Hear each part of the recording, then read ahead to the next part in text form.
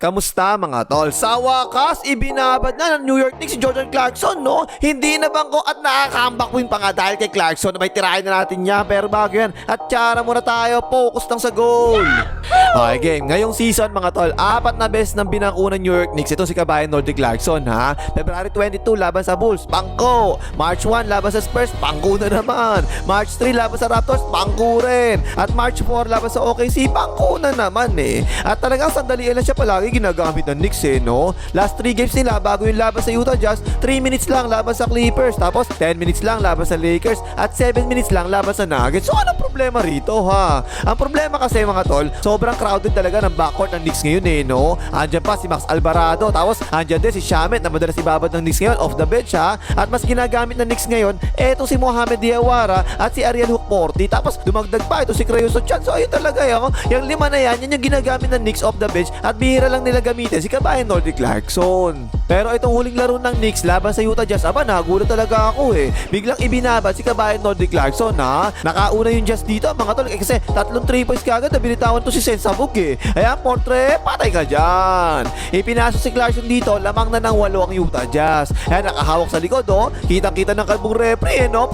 Tol ka dyan, tol. At naku po, eto, naka-fast break dito si kabayan Nordic Clarkson, ha? Nauna na, isi 2 points na dapat to eh. Oy, sinubo! Idinuwa, mapanghe! Ayun, lamang na ng 10 ang Utah Jazz, mga tol, ha? Ayan, ang ganda na pasahan ng Knicks, oh. Open na open talaga dyan si kabayan Nordic Clarkson. Portre, kumalog naman! Sobrang alat ng umpisa ni kabayan Nordic Clarkson, kaya siguro binabakbo eh, no? Puro libre, puro wala talaga. Ayan, open na naman, portre! Tungkap naman ngayon!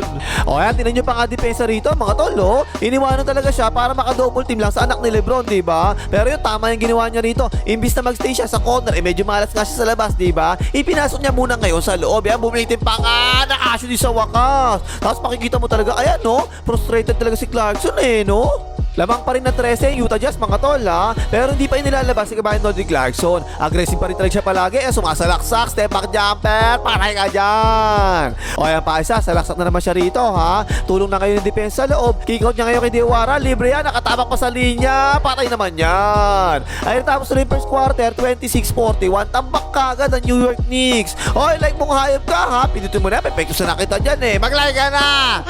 Tapos second quarter, aba, nagulat ako. Nasa loob pa rin si Clarkson. Akala ko ilalabas na eh. Kadalasan kasi diba 3 to 5 minutes lang siya pinaglalaro eh. Masakay po sa katilier na, portre, patay ka dyan. At as usual mga tol, si kabayan Nordic Clarkson yan, diba? Buhay yan, titira talaga palagi yan eh. Ayan, nagbuhay na nga, although sabi ni Rep, pasok yung dalawang free throw, 14 na lang ang lamang na Utah Jazz. Medyo gumaganda na yun, nilalaro niya rito mga tol, nagkakakumpiyansa na eh, no? Nakapasok na naman sila dito. Pasa mo tol, yan, binomba pa, wala, follow up, pasok! Ayun, tapos inilabas na siya dyan at lamang pa rin ng Utah Jazz second quarter, 56-65.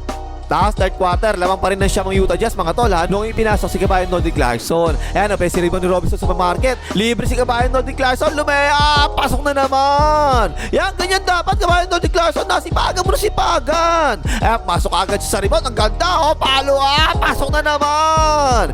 Kaso, eto na naman, mga tol, eh, no? Fast break, 1-on-1 niya, tinan mo, kahit na niya yan, diba? Pwersay mo na, tol, naku, wala pa nga. Pero yun, ako niya ulit, hindi pa tinira, inilabas pa nga. Libre si Diawara, patay ka dyan! Ayaw, 3 na lang ang lamang na Utah Jazz, sumahabol ng Knicks, ha? Ayan, fast break sila dyan, nakaba naman kagad na nakaputi, pero binuwayan na kagad ng kabayan Nordic Clarkson. Tol ka dyan, penalty na nga.